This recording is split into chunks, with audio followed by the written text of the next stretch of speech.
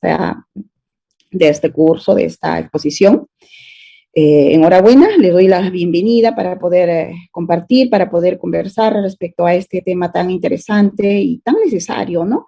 Como es los aspectos registrales, los aspectos de calificación en una constitución de sociedades, ¿no?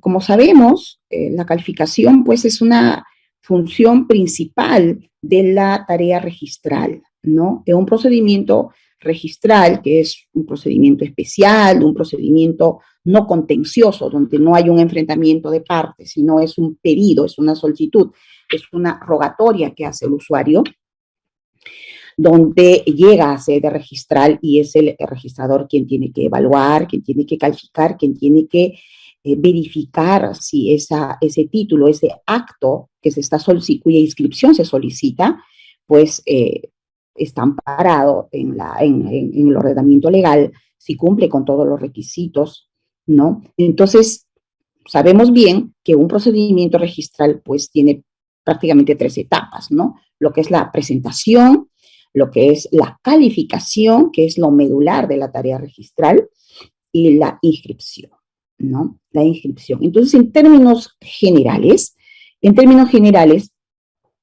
la calificación, si bien es cierto, no es un principio estrictamente, pero sí está comprendido dentro de lo que es el procedimiento registral, ¿no? Dentro de lo que es el procedimiento registral.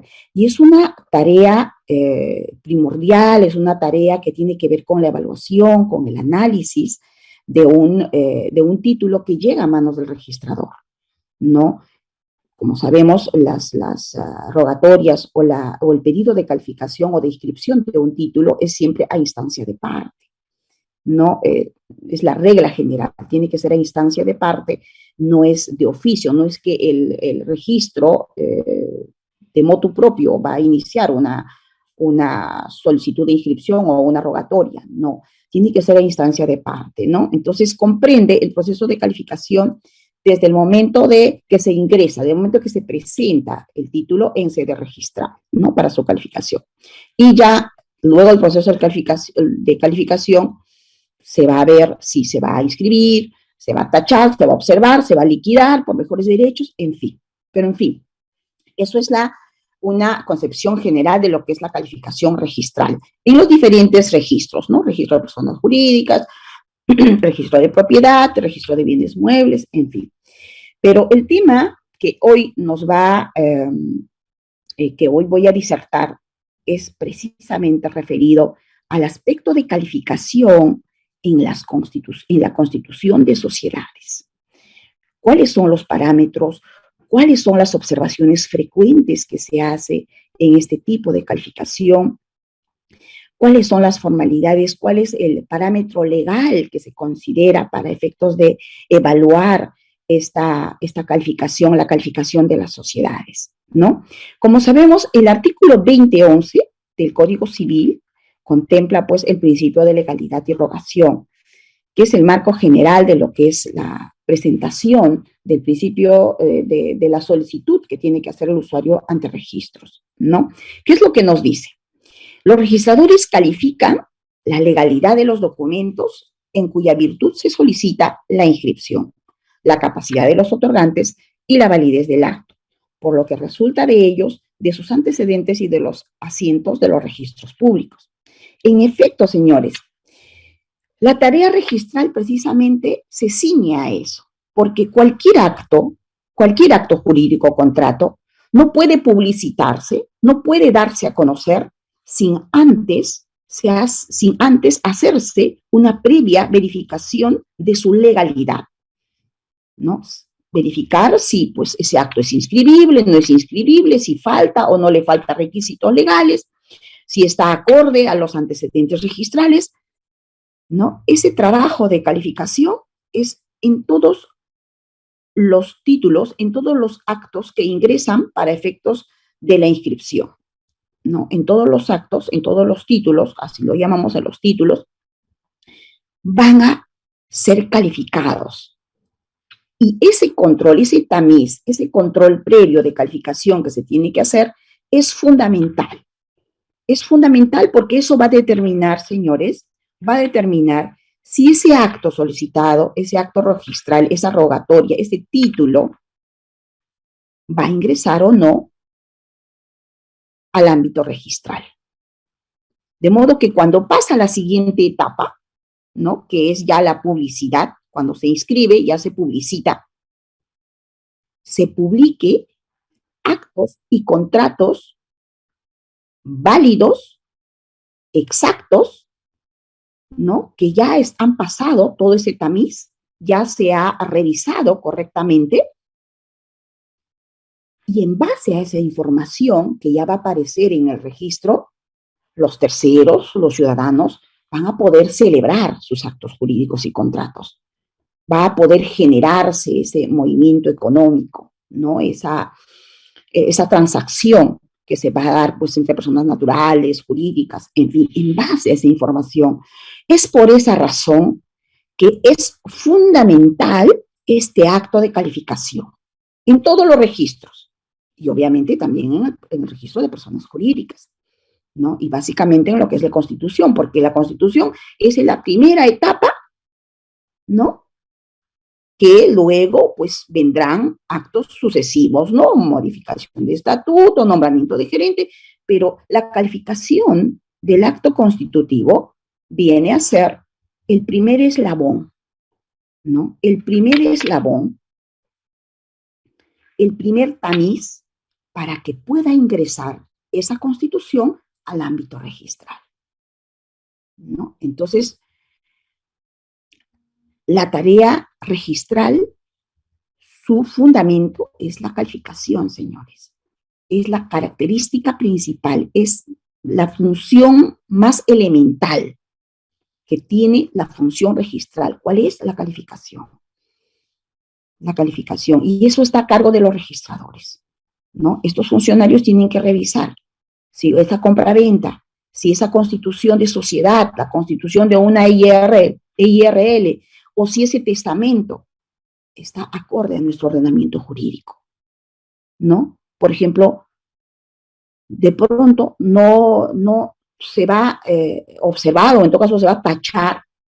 Si a mí me presentan, si yo como registrador, por ejemplo, veo, trabajo en el registro de testamentos y de pronto llega a mi mano un testamento hológrafo sin antes haberse comprobado judicialmente la autenticidad de su contenido o protocolizado en el notario. Entonces, si llega directamente, obviamente ese documento o ese testamento no va a pasar al ámbito registral, porque no está cumpliendo con las formalidades, no está cumpliendo con lo establecido en la norma. Igual, por ejemplo, una compraventa, ¿no? Que no reúna los requisitos necesarios para que se dé este contrato. En la Constitución, lo mismo.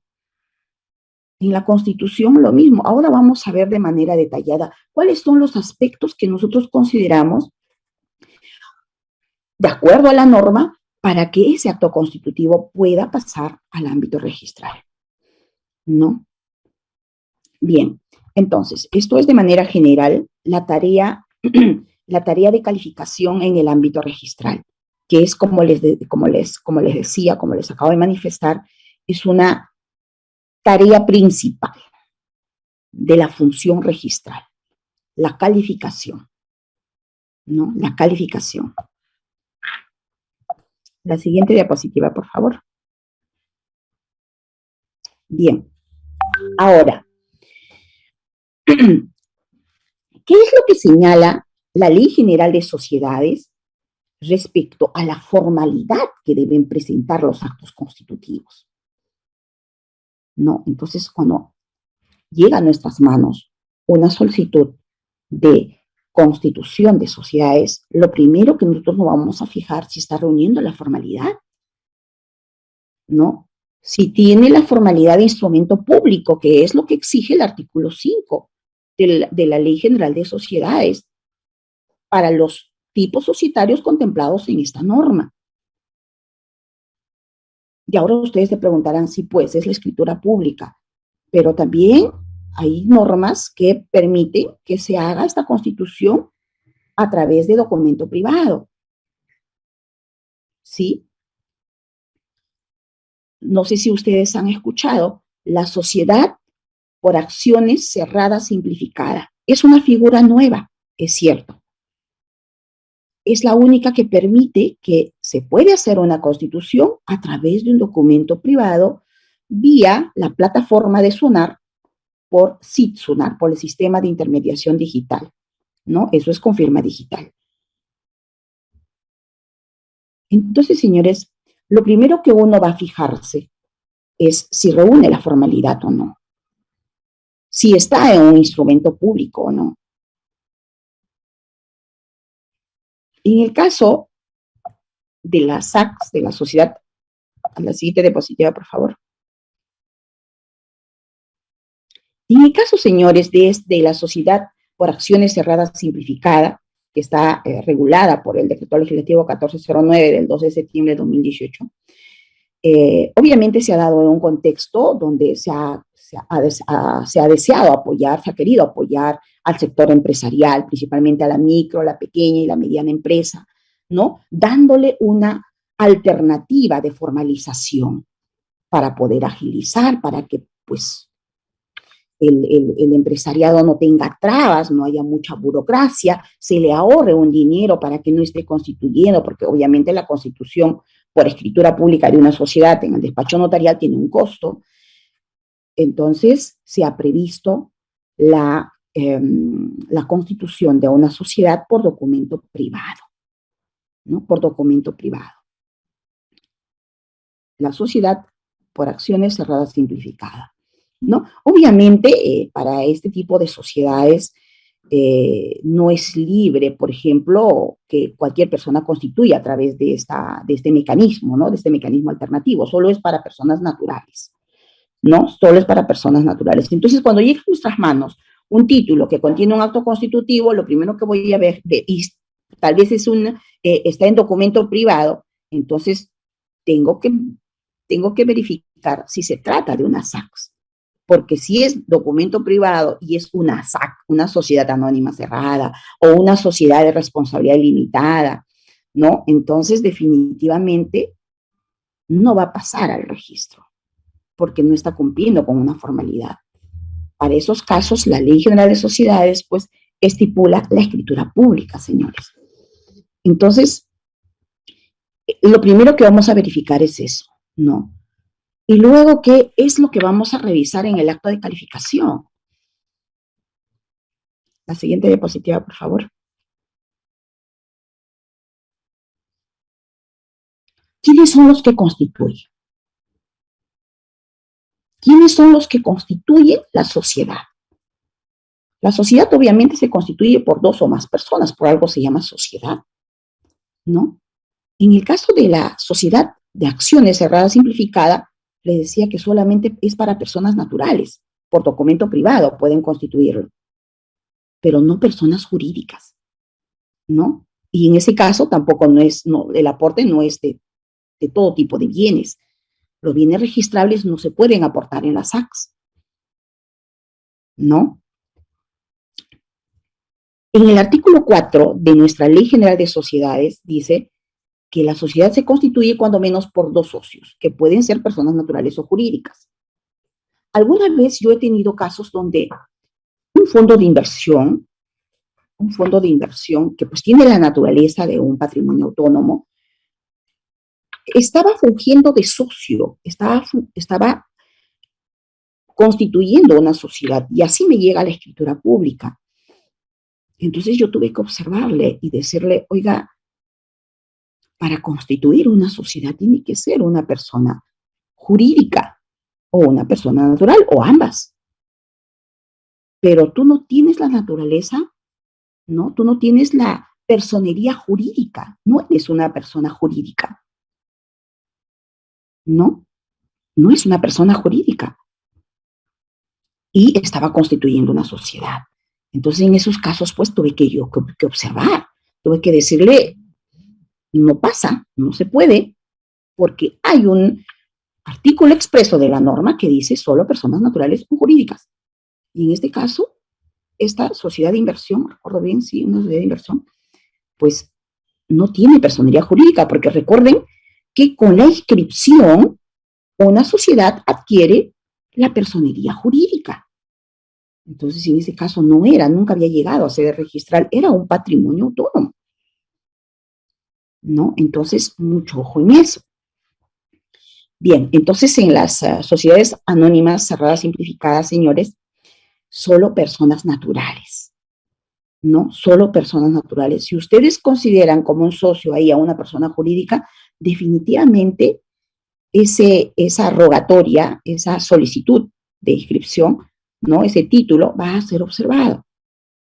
Va a ser observado porque precisamente no se está cumpliendo lo previsto por la norma, ¿no? Entonces, mucho cuidado en eso, ¿no? A ver, la siguiente diapositiva, por favor.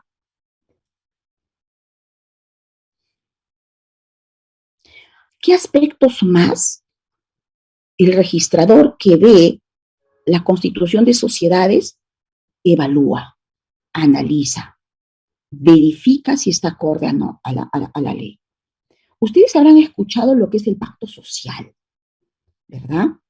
El pacto social que se da en toda constitución, en la constitución de sociedades, obviamente, porque en una EIRL obviamente no hay pacto social, porque es una decisión individual de la persona, pues constituir una IR, y eso está regulado pues por el decreto ley 21621, ¿no? Entonces, en este caso es el pacto social que se da en la constitución de una sociedad.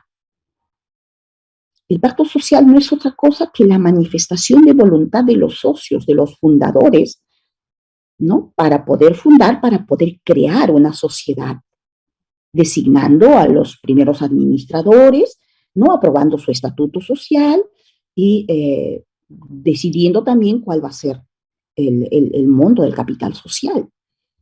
Entonces, esa decisión, esa manifestación de voluntad de estos socios, ¿no? De constituir una persona jurídica, ¿no? Eso tiene que estar reflejado, tiene que estar plasmado en la escritura pública, ¿no? Entonces, ese pacto social revisamos. Ese pacto social obviamente va a estar inserto en la escritura pública, porque la escritura pública pues se puede hacer a raíz de una minuta, ¿no? Que contiene el acto de constitución y se pide que se eleve a escritura pública, pero también hay sociedades, ¿no? Que pueden constituirse sin minuta, ¿no? Pero igual tiene que estar ahí el pacto, tendría que manifestarlo ahí. Entonces, señores, se verifica si hay esa voluntad, si están determinados los fundadores y si está expresa la voluntad de constituir la sociedad y quiénes son los primeros administradores, en este caso, quién es el gerente o si va a tener un directorio, ¿no? Y cuál va a ser el monto del capital social y cuál va a ser el aporte de cada uno. Eso es lo que se tiene que revisar. Incluso ahí tienen que estar considerados, si son personas naturales, tienen que señalar sus datos generales y el nombre, si es casado, tiene que consignarse el nombre del cónyuge, ¿no? Muchas veces no señalan el nombre del cónyuge y a veces uno podría decir, oye, pero por cosas simples, ¿cómo se observa? No es así, señores. Es que tiene una repercusión legal, una repercusión jurídica. Si es casado, ¿con quién está casado? Tenemos que consignar el nombre. Muchas veces he observado por eso, porque la norma dice, tiene que estar ahí consignado el nombre del cónyuge en caso de ser casado. Y si es persona jurídica, también su denominación o razón social, su lugar de su constitución, su domicilio, el nombre de quien la representa, porque toda persona jurídica tiene alguien quien lo representa, una persona natural o puede ser una persona jurídica también, pero siempre tiene que haber una persona natural, ¿no? Que al final represente. En fin, la manifestación expresa de la voluntad de los accionistas de constituir una sociedad anónima, el monto del capital y las acciones en que se divide, la forma como se paga el capital suscrito, será en dinero, será en bienes, bienes no registrables, bienes registrables. ¿Qué pasa si se trata de bienes registrables? Sabemos bien que cuando son bienes registrables, no o registrados, tiene que estar previamente a nombre, transferido a nombre de la sociedad. También nos llegan títulos donde se aporta un vehículo y el vehículo sigue a nombre de la persona natural cuando verificamos nosotros en el registro vehicular. ¿no? Entonces tenemos que decirle, oiga, usted tiene que hacer la transferencia. En el caso de un inmueble, por ejemplo, ahí sí nosotros podemos ver ambos actos, ¿no? Si es una constitución, en una constitución de sociedad me aportan un departamento, uno de los socios, entonces yo misma puedo hacer la transferencia, porque el sistema me permite. Pero en el caso de los vehículos, no. En el caso de los vehículos, no. Lo tiene que hacer el mismo usuario, previamente la transferencia tiene que hacerse, ¿no? Entonces, señores, el pacto social va a englobar todas estas características, todos estos aspectos, ¿no? Los fundadores, la decisión expresa, la manifestación expresa de voluntad de los accionistas de constituir una sociedad anónima, el monto del capital, ¿no? La forma como se va a pagar el capital suscrito. Ojo que cuando es en dinero, claro, cuando el capital es social es en dinero, expresado en dinero, tiene que estar en soles y no en otra moneda extranjera, ¿no? Bien, sigamos con la siguiente diapositiva.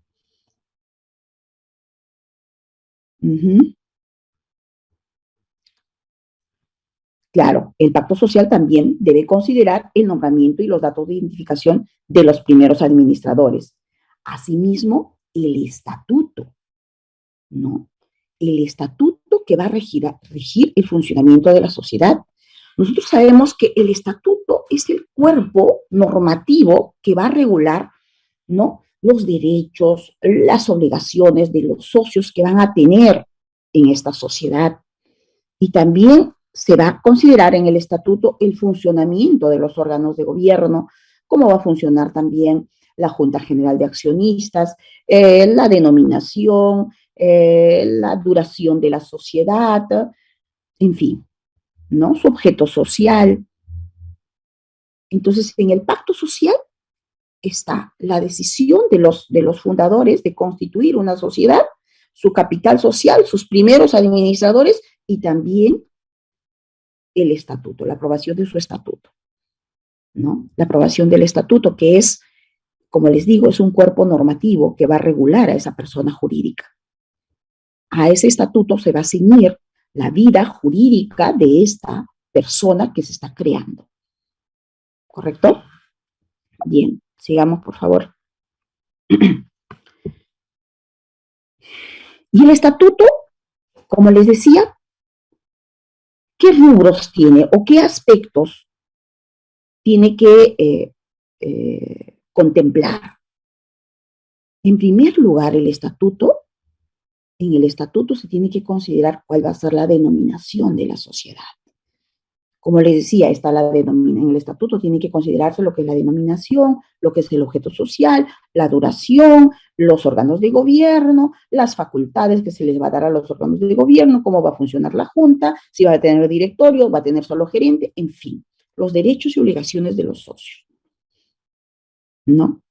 Pero lo primero que se va a considerar en el estatuto, señores, es la denominación de la sociedad. Y en este punto, es donde también se realizan muchas observaciones. Muchas observaciones. ¿Por qué?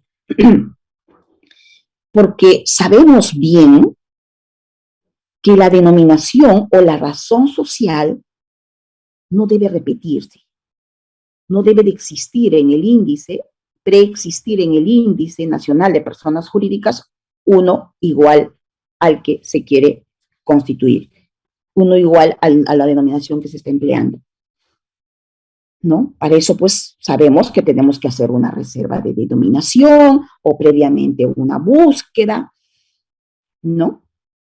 Eso es lo que en realidad ya se ha hecho costumbre hacer una reserva de denominación y enhorabuena, eso les evita tener gastos innecesarios en hacer modificación de la escritura pública de constitución, pierden tiempo, en fin.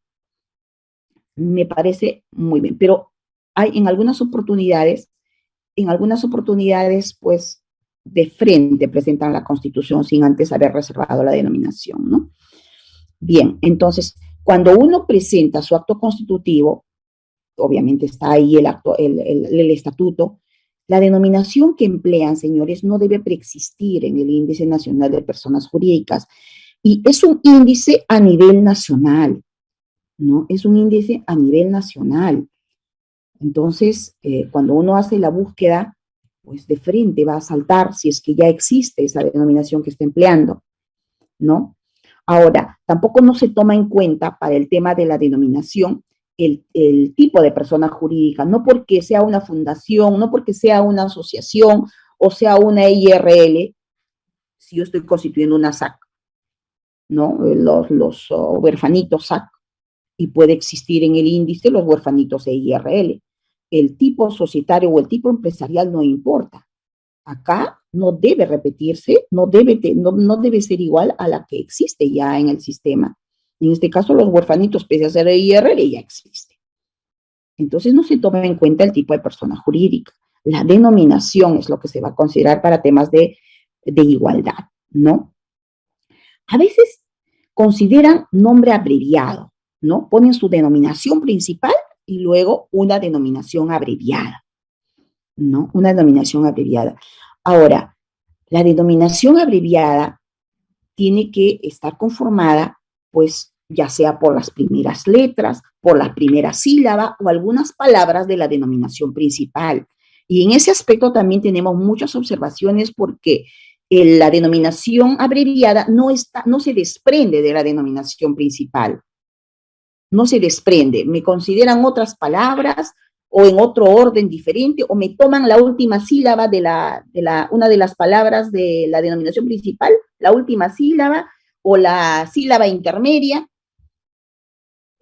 En realidad no es un capricho nuestro. La misma norma dice de cómo se tiene que, con qué palabras o con qué términos o con qué sílabas se conforma la denominación abreviada, ¿no? Entonces hay que tener en cuenta de que el nombre abreviado tiene que estar conformado por, ya sea por las primeras letras, ¿no? Primeras letras de la denominación principal, algunas sílabas, y bueno, no está por demás decirlo, pero si yo pongo huerfanitos del sur, yo te puedo tomar de huerfanitos y la palabra sur, huersur, puedo poner mi nombre abreviado, huersur, ¿no? Son las primeras sílabas, las primeras letras o algunas palabras de la denominación principal. En realidad, esto en muchas ocasiones siempre se ha dicho que es así, sin embargo, pues todavía se repite, ¿no? Entonces hay que tener mucho cuidado en ese tema. Otra cuestión, solo las sociedades, llámese sociedades anónimas, la sociedad de responsabilidad limitada, llevan denominación, ¿no? La misma norma lo dice, ellos llevan denominación. Cuando la norma dice que llevan denominación las sociedades anónimas cerradas, la sociedad de responsabilidad limitada, se refiere a que el usuario o las personas que están fundando, los fundadores, pueden tomar cualquier nombre que deseen, ¿no? Pero las sociedades, por ejemplo, las sociedades colectivas, no llevan denominación, llevan razón social.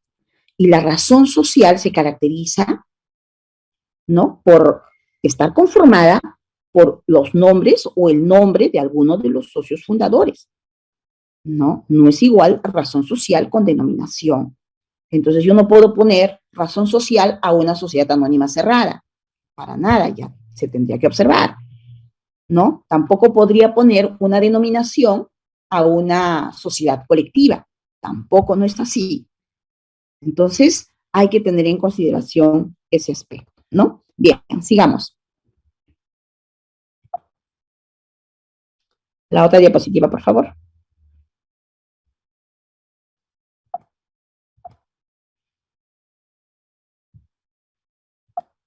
¿Sí? Bien. Señores, también cuando en el estatuto consideran el objeto social, muchas veces enumeran el objeto social de manera muy genérica, ¿no? Por ejemplo, la sociedad se dedicará a las actividades de comercio de todo tipo de artículos. ¿Me está diciendo algo? La sociedad va a exportar bienes. No me está diciendo nada respecto al objeto social que tiene que ser pormenorizado. Se tiene que describir cuál es el objeto social, no de manera genérica, sino de una manera detallada. En ese aspecto también hay muchas observaciones, ¿no? En ese aspecto hay muchas observaciones. Asimismo, no está prohibido. Alguna vez alguien me preguntó, doctora, el objeto social de la sociedad, ¿no? ¿Solo tiene que ser un solo giro comercial? ¿Es una sola actividad? Y la respuesta es no. Pueden ser varios giros comerciales, varias actividades, siempre y cuando pues, sean lícitas, detalladas, ¿no? Y no genéricas. Incluso no es necesario que sean afines una actividad con otra, pueden ser actividades pues diferentes. En este caso, la norma pues no te pone ningún tipo de restricción, ¿no? No hay una limitación, no hay ningún problema. Ahí pueden ser diferentes actividades, ¿no? Siempre y cuando pues sean detalladas, sean específicas, ¿no? Asimismo, de hecho, esto ya está por demás decirlo, pero tampoco se va a permitir el objeto social, ¿no? De actividades que transgredan o sean contrarios al orden público y a las buenas costumbres. Recuerden bien que esto es una causal de disolución, ¿no? Esto es una causal de disolución.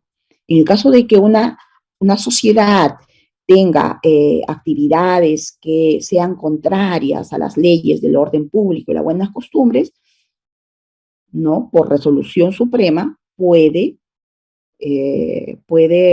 pues, disolverse esta sociedad, ¿no? Puede disolverse esta sociedad. En nuestro caso, pues, ¿cuántas ya no se disolverían, no? Porque, por ejemplo, tenemos el caso de estas grandes empresas que han estado colaborando, ¿no? En este tema en este contexto de corrupción. A veces hay personas jurídicas que son empleadas como un medio para poder delinquir, ¿no?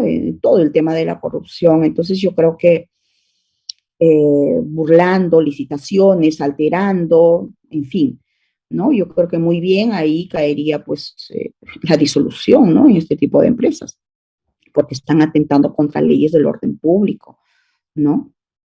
Las buenas costumbres, en fin. En el caso del domicilio de la sociedad, hay muchas que se ha tachado, ¿no? Muchas constituciones que se han presentado donde me señalaban pues que el domicilio era Cusco, era Ica, era Ayacucho, y lo estaban registrando en la oficina registral de Lima, ¿no? Recuerden que se va a inscribir en el registro del domicilio de la sociedad, en la oficina registral del domicilio de la sociedad, ¿no? En el registro del domicilio de la sociedad. Esa es la competencia. Si no, se va a proceder a la tacha, si se pretende inscribir en un lugar distinto a su domicilio. En ese caso también tenemos muchos casos, ¿no? Muchos casos, incluso del Callao nos presentan y nosotros lo tachamos, porque definitivamente ahí no es de nuestra competencia y aparte de que se está transfiriendo lo que dice la norma, ¿no? Que se tiene que inscribir en la oficina registral de domicilio de la sociedad. Y eso es lo que no se da muchas veces. Bien, sigamos por favor.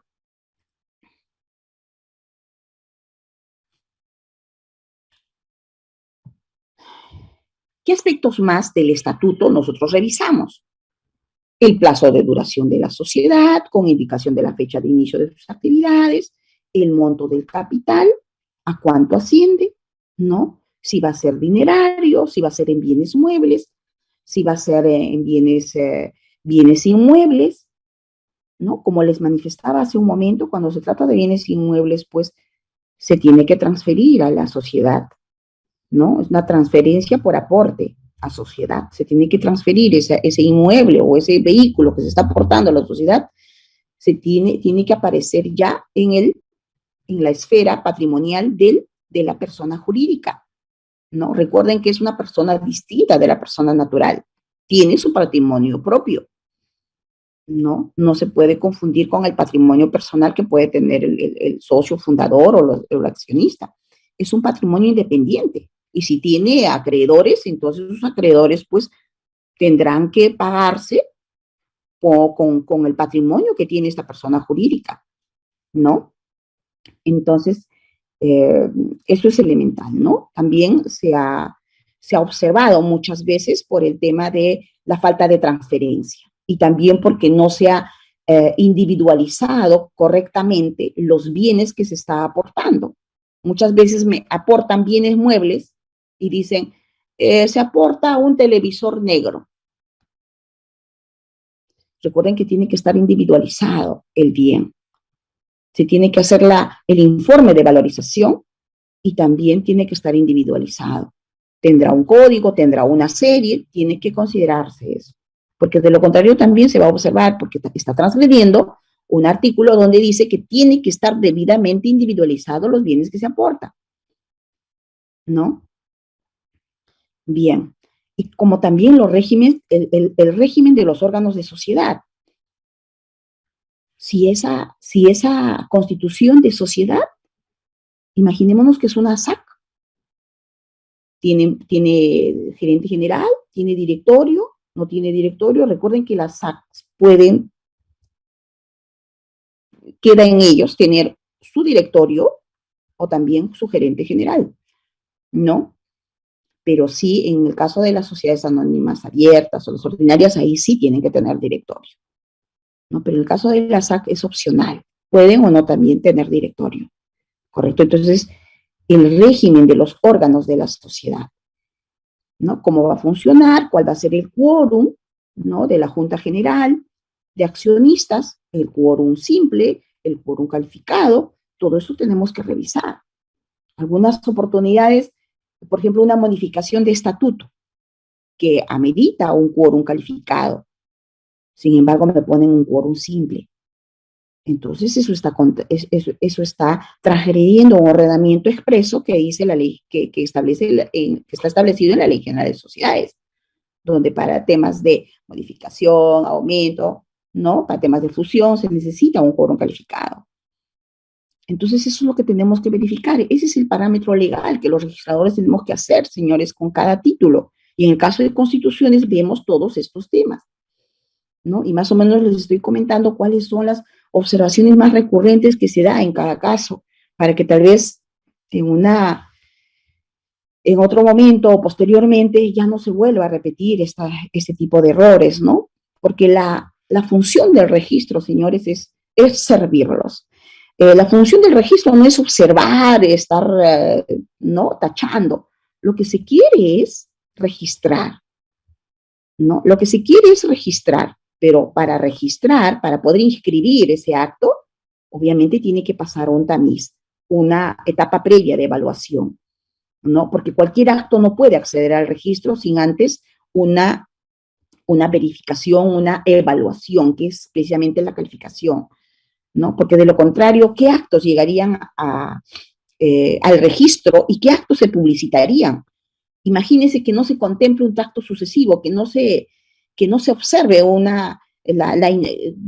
ejemplo, no hay tracto sucesivo en una compra-venta. Imagínense que eso llegue al registro y el registrador no lo ve, no hay calificación o se han olvidado. Todo el daño, todo el perjuicio que se causaría a terceros, ¿no? Porque esa información se va a hacer pública, ¿no? Se va a hacer pública, porque esa es la función del registro. El registro evalúa dentro de los parámetros legales un título X, un título cualquiera, y luego pasa a la inscripción. Y acto seguido se publicita. Y como les decía al empezar la clase, al publicitarse, señores, las personas que celebran contratos, que celebran actos jurídicos, transacciones, en base a esa información que proporciona registros, ¿no? Tiene que ser una información registral cierta, válida, exacta, ¿no? Entonces, precisamente por eso existe esta etapa previa de la calificación, ¿no? Bien, entonces sigamos, ¿no? En el estatuto, pues verificamos todos estos aspectos, ¿no? Lo que es el monto del capital, las acciones, el régimen de los órganos de sociedad, el plazo de duración de la sociedad, el domicilio, el objeto social, que no debe ser genérico, ¿no? Tiene que detallarse cuál va a ser el objeto social. El domicilio tiene que inscribirse en el registro del domicilio de la sociedad, ¿no? Sigamos, por favor. La siguiente. ¿Qué aspectos más se ven en el estatuto, señores? Los requisitos para acordar el aumento, disminución del capital, la forma y oportunidad en que debe someterse a la aprobación de los accionistas, la gestión social, las normas para la distribución de las utilidades, cómo se van a distribuir las utilidades al finalizar la gestión social, y el régimen para la disolución y liquidación de la sociedad, ¿no? Entonces, todos estos aspectos se van a verificar, se van a revisar si están acorde al ordenamiento legal. Si todo está en orden, pues no hay ningún problema, eso se inscribe. Y también los derechos que tienen que cumplir, ¿no? Los derechos registrales que se tienen que cumplir para diferentes actos, ¿no? Que incluso hay una exoneración de los derechos registrales, ¿no? En aquellos capitales, en aquellos aportes sociales o capital social que no sobrepase o que sea hasta una OIT. Entonces, creo que la OIT asciende a 4.600, me parece, para este año. Entonces, si el capital social no sobrepasa de ese monto, ¿no? Entonces, pues pueden presentar su declaración jurada, ¿no? Para efectos de que puedan, para que no necesariamente estén acreditando el medio de pago, ¿no? Una cosa así. Y también para el tema de los derechos registrales, ¿no? Igual. Pueden, no sé si es el Decreto Supremo 006-2017, creo. Ahorita lo vamos a ver, que exonera de pagos registrales no solamente para la reserva, para la reserva de denominación, sino también para las constituciones, ¿no? Cuando no sobrepase una UIT y siempre y cuando pues se lleven a cabo pues hay unas dependencias del Ministerio de la Producción, ¿no? En los centros de desarrollo. Ahí, bien. A ver la otra diapositiva, por favor.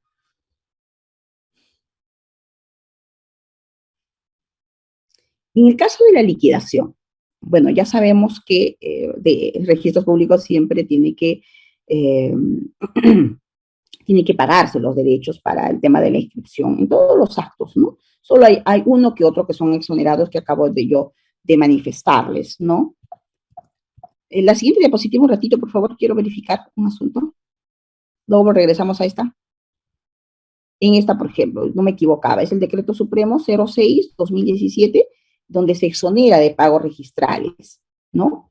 En este Decreto Supremo 06-2017, en el artículo 2, dice, exonérese desde la vigencia del presente reglamento hasta por el plazo de 3 años el pago de tasas registrales para los actos de reserva de preferencia registral y constitución de empresa cuyo capital social sea hasta una UIT, siempre que sean tramitadas a través de los centros de desarrollo empresarial, ¿no? Del Ministerio de la Producción. Esta norma, señores, se ha prorrogado a través del Decreto Supremo 06-2020, produce por 3 años más. Es por esa razón que a la fecha, pues, se encuentra vigente esa exoneración de pagos registrales, siempre que se hayan tramitado, pues, a instancia de estos centros de desarrollo empresarial, ¿no? A ver, regresemos, por favor, a la anterior diapositiva. Por favor. Ya, bien. Entonces, señores, hay pagos que se tienen que realizar para cualquier acto, ¿no? Por ejemplo, si uno quiere escribir una compraventa, si uno quiere escribir un testamento, si uno quiere escribir, hay pagos registrales. Y estos pagos de derechos registrales, ¿qué comprende? Comprende el pago que se hace por calificación e inscripción, ¿no? Por calificación es el proceso de evaluación que va a hacer el registrador. Si amerita, no amerita, si está acorde a la norma, de acuerdo a los antecedentes registrales, si todo está en orden o no. Y otro rubro que es de la inscripción. En el caso de la Constitución, ¿no? el costo por calificación es de 50 soles y los costos por calificación e inscripción de gerente general o apoderado es de 28 soles. Ahora, el costo por inscripción en el caso de las constituciones de sociedades va a depender del monto del capital social, cuánto es, ¿no? Por eso es que decimos acá que en el caso de las constituciones los costos de inscripción variarán dependiendo del monto del capital social. La siguiente diapositiva, por favor.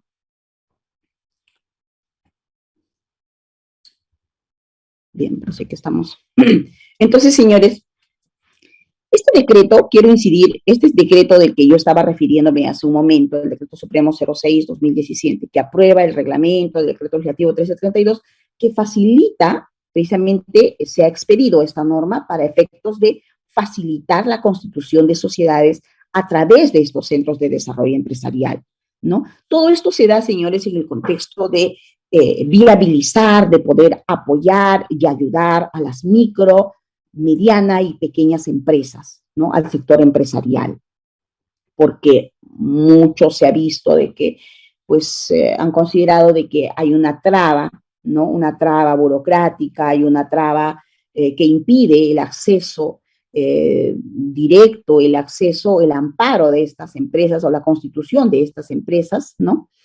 Eh, a través de mecanismos ágiles, de mecanismos rápidos, ¿no? Entonces, precisamente por eso es que se ha expedido este decreto legislativo, el 1332, para efectos de ayudar a este sector empresarial, ¿no? Las micro, las pequeñas y las medianas empresas, ¿no?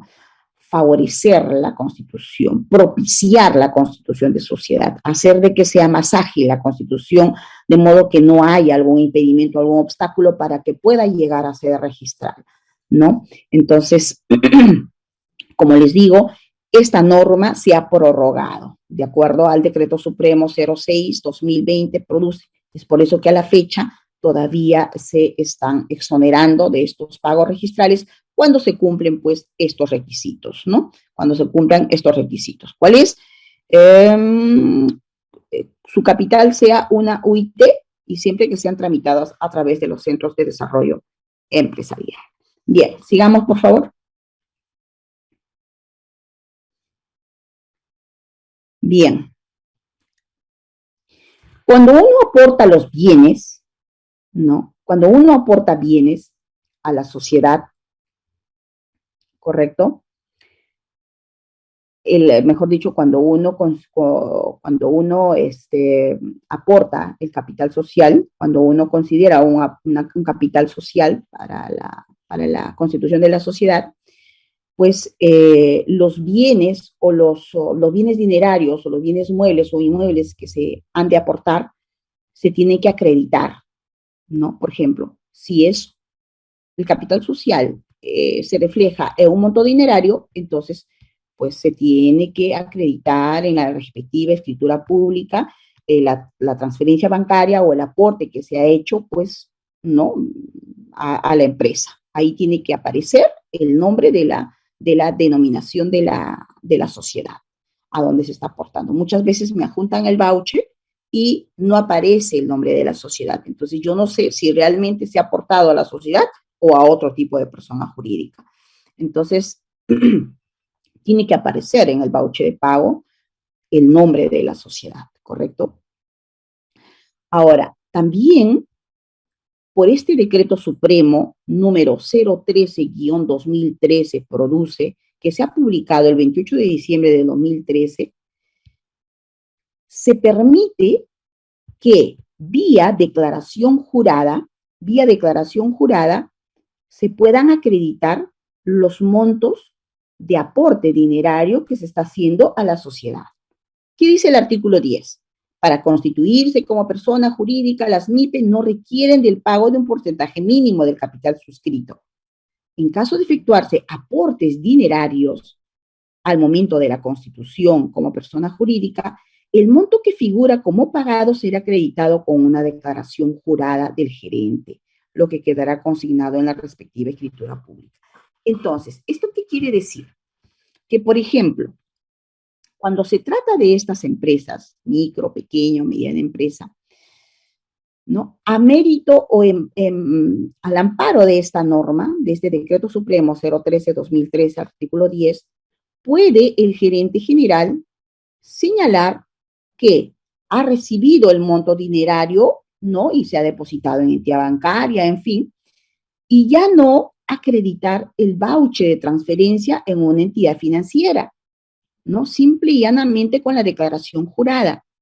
Con la declaración jurada que hace el gerente y dice, he recibido tal cantidad de dinero, ¿no? O sea, depositado a una entidad financiera, como que deja constancia de ello y ya no se acredita, ¿no? El voucher, no se, es decir, no se realiza, no se efectiviza, no se tangibiliza la transferencia de ese dinero a la sociedad vía una entidad financiera. Simple y llanamente con la declaración jurada que se va a insertar en la escritura pública. Y eso es lo que se ve muy a menudo, ¿no? Se ve muy a menudo.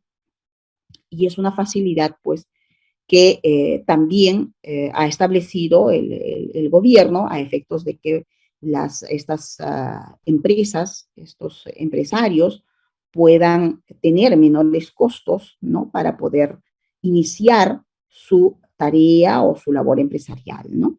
En fin. Bien, esto es lo que a grosso modo calificamos en sede registral, en lo que atañe a la constitución de sociedades. Otro aspecto, antes de concluir, que quiero referirme es, hay una observación también recurrente, donde en el estatuto, señores, me consideran, me otorgan facultades, ¿no? Me otorgan facultades que no corresponden a otros gerentes.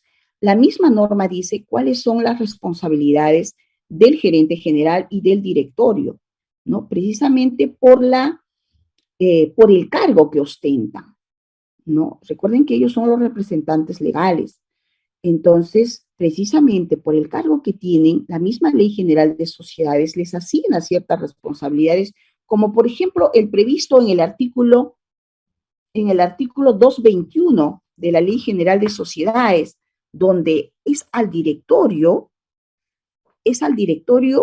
que le faculta, ¿no? Que le da la responsabilidad de poder hacer, pues, el balance general, ¿no? De los estados financieros de la sociedad. Tiene que hacer anualmente el estado financiero.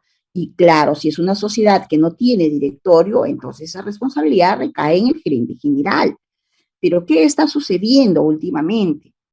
Esa responsabilidad que recae en el gerente general, ¿no? Cuando no hay directorio, se le está dando a un apoderado, se le está dando, perdón, a un subgerente, se le está dando a un gerente comercial. Por esa razón estamos observando. Es cierto, ustedes podrán decir, oye, pero el gerente general se puede ausentar por cualquier motivo y entonces ¿quién asume esa responsabilidad de hacer el balance económico de los estados financieros de la sociedad? ¿No? Es diferente si se considera en el estatuto que el gerente general tiene las responsabilidades y en su reemplazo, ¿no? En su reemplazo, obviamente por cuestiones de ausencia del gerente general, por motivos que no sabemos, podrá asumir tal responsabilidad el subgerente, el gerente comercial, el gerente, en fin, ¿no? Pero no asignar esa responsabilidad de manera directa, ¿no? A otros gerentes, porque quien tiene la obligación, quien tiene la responsabilidad legal de poder hacer el balance del estado financiero y la liquidación, sí, pues el balance del estado financiero, es al gerente general, señores. Es al gerente general que se le encarga esa responsabilidad. En realidad es al directorio, pero como no hay directorio, si en una sociedad no hay directorio, entonces recae la responsabilidad en el gerente general. Solo esa precisión quería hacer para que tengan en consideración, ¿no? Cuando elaboren sus constituciones de sociedad para efectos de que no sea observado, ¿no? Y claro, los demás registradores también observan por ese tema, ¿no? Bien, esperando que de alguna manera les haya servido estos tips, estos alcances que les he proporcionado en lo que es la calificación de las constitución de sociedades. Estoy llana a poder absolver algunas preguntas que ustedes puedan tener.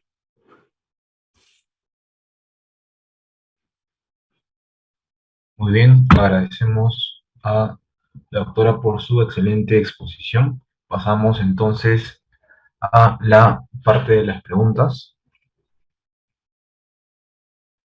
Muy bien, vamos a dar inicio con la lectura de las consultas y preguntas que acaba de hacer el público usuario. Buenas tardes. Si soy titular gerente y me encuentro en otro país, Estados Unidos, por acta de decisión de titular, otorgo poder desde el extranjero mediante poder consular. ¿Es necesario que en dicho documento consular se inserte el acta de decisiones del titular o basta con que el cónsul señale que ha tenido a la vista el libro y consigne ello en la escritura pública consular? Mm, yo considero que sí, tendría que insertarse la decisión titular, porque es así, cuando va a tomarse algún tipo de decisión, el gerente general, ¿no? Entonces, se tiene que insertar y amerita ese acto, inscribirse, ¿no? O elevarse a escritura pública, siempre se tiene que insertar el acuerdo que se ha realizado, ¿no? Porque en realidad es ese acto el que se va a escribir. Entonces tiene que constar ahí. Tendría que insertarse la decisión del titular. Sí. Bien, pasamos a la siguiente pregunta. ¿Cómo están constituidos los centros de desarrollo empresarial? Ya, estos centros de desarrollo empresarial que han sido, que funcionan en los ministerios de producción, ¿no? Son oficinas, de hecho, que ayudan en lo que es la constitución y también en lo que es la reserva de denominación. Muchas reservas de denominación tengo que se presentan, ¿no? Al registro a instancia del Ministerio de la Producción. Y al respecto, debo señalar que hay notarías que obviamente están autorizadas para poder trabajar con estos centros de desarrollo empresarial a efectos de que esos partes notariales, ¿no? Esos partes notariales que están autorizados por este notario, que están comprendidos, eh, pues se acojan a este beneficio, ¿no? De lo que es la exoneración de pagos registrales, de derechos registrales. Son oficinas que están funcionando en el Ministerio de Producción.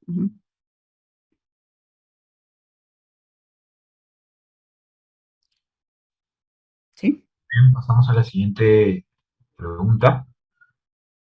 ¿El notario competente para la constitución de la sociedad es del domicilio de la sociedad o puede ser un notario de otra provincia?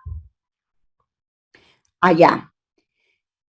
La oficina, el notario puede ser en otra provincia, pero el tema acá es de que el domicilio de la sociedad va a determinar en qué oficina registral se va a inscribir, ¿no? Por ejemplo, si ustedes hacen una constitución, una escritura pública de constitución en Huancayo, pero en su estatuto señalan que su domicilio va a ser Lima, muy bien lo puede inscribir acá en la oficina registral de Lima, no hay ningún problema ahí. Perfecto, pasamos a la siguiente pregunta. Buenas tardes. En el detalle del aporte, ¿es necesario poner la serie, color, modelo, marca, medidas? Todo lo que pueda individualizar al bien aportado, ¿no? Todos los datos que lo pueda individualizar. Si tiene serie, sí, claro, tiene que señalarse su serie. O por ejemplo, un vehículo, generalmente pues dicen la placa tal. ¿Por qué? Porque ya es de conocimiento público cuáles son los datos de ese vehículo, porque nosotros ingresamos con la placa al vehículo y entonces ya sabemos de qué bien se trata, ¿no? Pero otros bienes muebles que no son registrables, por ejemplo, una computadora, un televisor, en fin, una laptop, entonces se tiene que señalar cuál es su código, cuál es su serie, en fin, ¿no? Se tiene que, de alguna manera, individualizarlo. Señalar datos relevantes, ¿no? Los datos relevantes de estos bienes, de modo que se le pueda individualizar. Ese es el detalle, ¿no? Bien, pasamos a la siguiente pregunta. ¿El gerente general tiene todas las facultades o es necesario que se indique expresamente qué facultades tiene? Por ejemplo, ¿todo gerente general puede realizar levantamientos de hipoteca? Miren, el gerente general tiene todas las facultades, a menos, incluso las facultades de disposición. Puede vender, puede comprar los bienes de la sociedad, ¿no? Está facultado para eso. La misma norma lo dice. Ahora, si es que hay algunas facultades se le van a restringir, en el mismo estatuto se tendrá que señalar.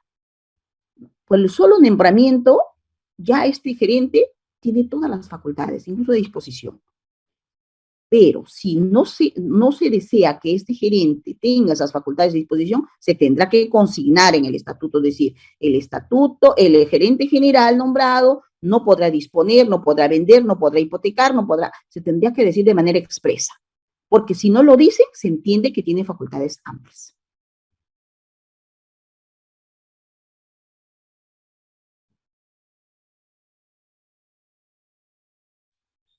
Bien, estimado Víctor, en unos minutos habilitaremos su audio para que pueda hacer la consulta directamente, ya que es una pregunta que requiere mayor detalle. Continuamos entonces con la última pregunta que han hecho por el chat. En una SAT hay un mínimo y máximo de personas que conforman el directorio. Y en el directorio solo lo pueden conformar personas naturales o también jurídicas. No, el directorio tiene que ser por personas naturales. El gerente general sí puede ser una persona jurídica, pero el directorio sí son personas naturales, ¿no? Son personas naturales. Y pues obviamente tienen que ser como mínimo tres, ¿no? Para efectos de que, recordemos que ellos toman decisiones. Hay quórum, hay mayorías en las decisiones. Entonces, si son menos, ¿cómo podrían tomar acuerdos, no? Sí, así es.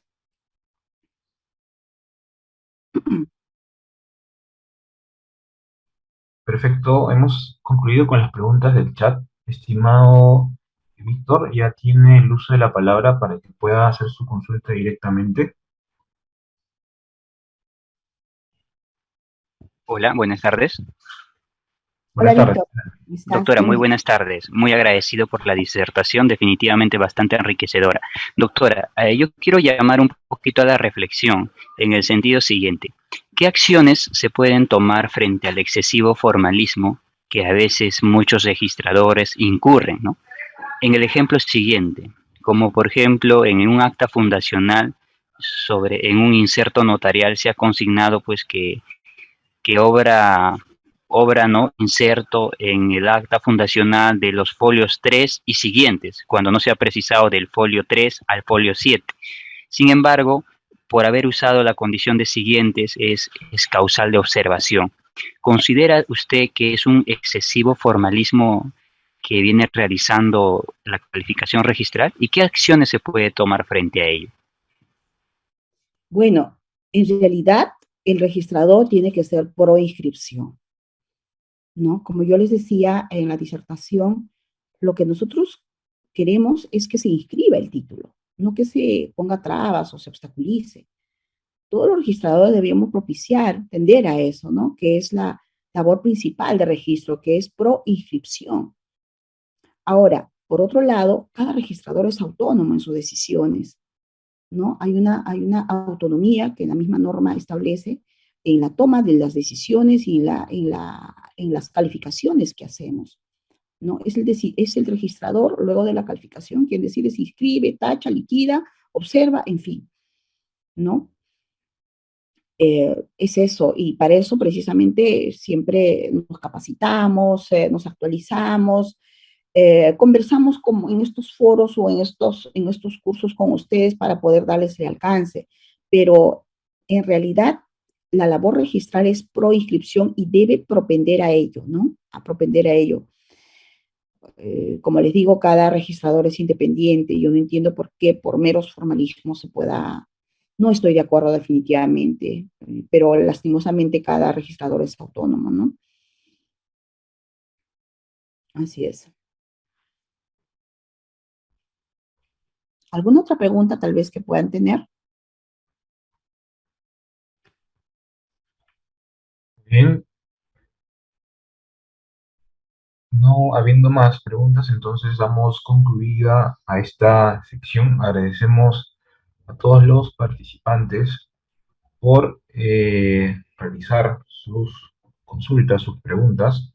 Vamos ahora a lanzar la encuesta Sunarte Capacita para que puedan responder estas dos preguntas que vamos a mostrar a continuación.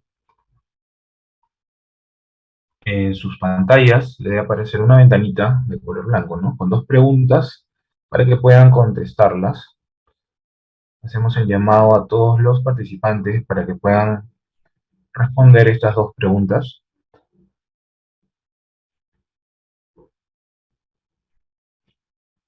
Muy bien, mientras esperamos que la mayoría de los participantes rellenen esta encuesta, les recordamos que la PPT con el contenido del día de hoy va a ser compartido por medio de un link de descarga en un formato PDF.